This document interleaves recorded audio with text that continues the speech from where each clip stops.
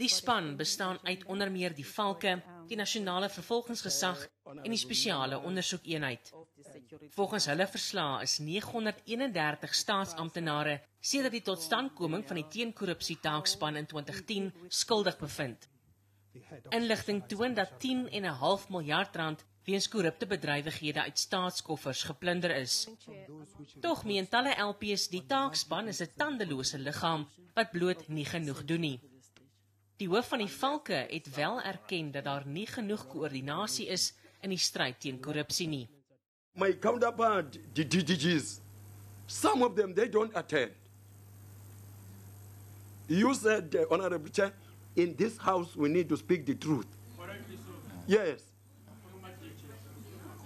Very few DGs are attending this structure. Die span erken dat min sake gewen word op grond van die regering se teenkorrupsiewetgewing, die wet op die bestuur van openbare finansies. Die Valke voer aan dit is makliker om skuldigbevindings te verseker op aanklag van bedrog en korrupsie. Die antwoord het LP's nie gerus gestel nie en hulle sê senior staatsamptenare word bloot nie aanspreeklik gehou vir korrupsie nie. What you're saying to me, sir, is that if the guy that washes the car steals the money, that's where the fraud is committed. So he's going to get charged. But the money was stolen because the accounting officer and the internal audit didn't have systems in place. We're never going to beat this thing.